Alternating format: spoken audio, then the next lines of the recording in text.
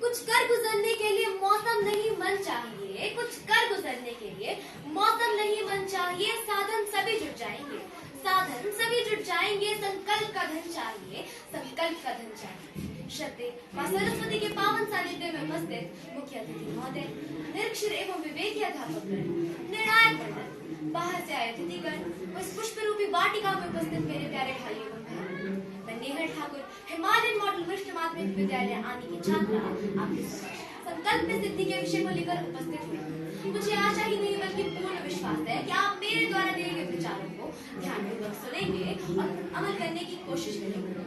संकल्प में सिद्धि योजना देश की भलाई के लिए पहल के रूप में केंद्र सरकार ने संकल्प में सिद्धि नामक योजना की घोषणा की। इस योजना के माध्यम से प्रमुख आर्थिक और सामाजिक मुद्दों का निवारण करने की कोशिश की गई। इसकी शुरुआत 21 अगस्त 2017 को प्रधानमंत्री नरेंद्र मोदी द्वारा की गई। संकल्प में सिद्धि, संकल्प में सिद्धि अर्थात संकल्प के माध्यम से की गई प्राप्ति का उद्देश्य 2022 तक एक भारत के निर्माण का था। एक ऐसे भारत का निर्माण जो भ्रष्टाचार से मुक्त हो, जो जातिवाद से मुक्त हो, जो आतंकवाद से मुक्त हो और जो गरीबी से मुक्त हो। संकल्प में सिद्धि योजना को नव भारत का आंदोलन भी माना गया है।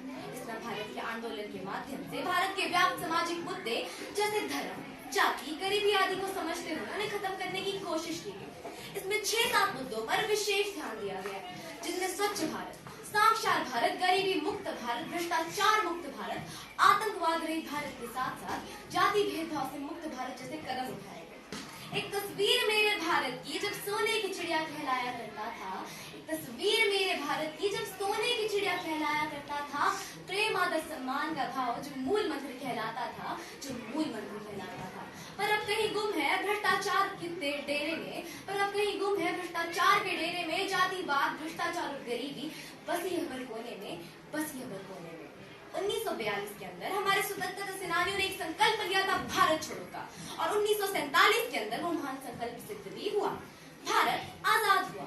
जब 1947 के अंदर हमारे देश को अंग्रेजी शासन से आजादी मिली, तो किसी ने भी इस बात की कल्पना तक नहीं की होगी कि आने वाले समय में भारत भ्रष्टाचार, जातिवाद और गरीबी के चंगुल में किस प्रकार से फंस जाएगा कि विश्व के सबसे बड़े लोकतंत्र पर तीन काले धब्बे के समान साबित होंगे। उन्हें खत्म करने के लिए अनेक तरह के कार्यक्रमों का आयोजन किया गया है, जैसे कि युवाओं को रोजगार प्रदान करना, युवाओं को स्वरोजगार का प्रशिक्षण देना। इस वर्ष भी 1 से 5 जून तक बीच प्लास्टिक पॉल्यूशन थीम के तहत प्लास्टिक प्रदूषण को कम करने पर केंद्रित था। इसके अलावा हमारे देश में अमीर और गरीब के बीच की खाई इतनी बड़ी बन चुकी है कि भ्रष्टाचार का एक स्पष्ट उदाहरण बन जाती है।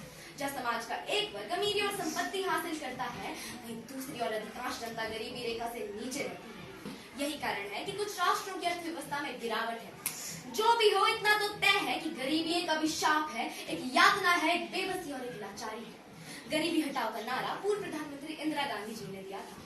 देश को आजाद हुए इतने वर्ष पूरे हो गए हैं, परंतु हमारे देश से अभी तक गरीबी नहीं हट पाई है, बल्कि गरीब ही तरस रहा है। यहाँ तहजीब बिकती है, यहाँ फरमान बिकते हैं। यहाँ तहजीब बिकती है, यहाँ फरमान बिकते हैं। तुम दाम तो बोलो जनाब, यहाँ ईमान बिकते हैं, यहाँ ईमान बिकते हैं।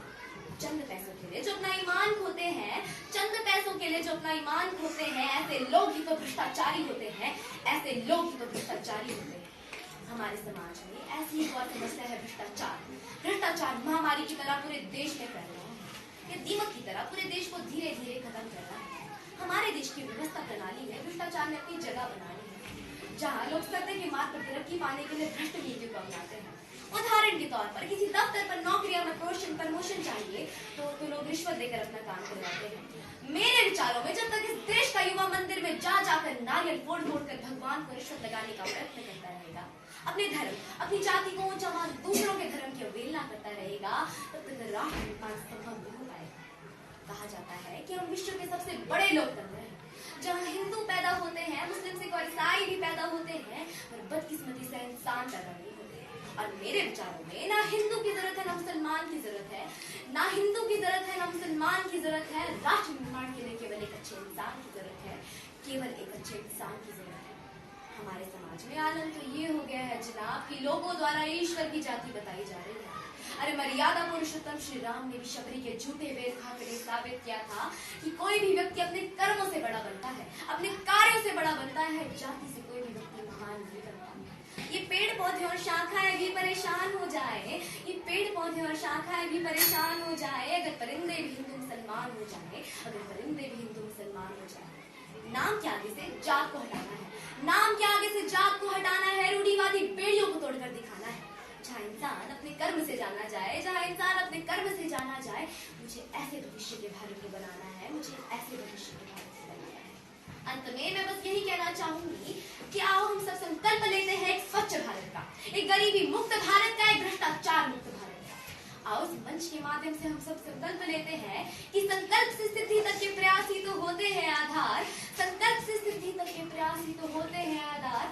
असफल कर्म करना भी बेहतर है ना कर्म करने से, तो हर मन कर ले स्वीकार, हर मन कर ले स्वीकार। धन्यवाद। जय हिंद, जय भारत।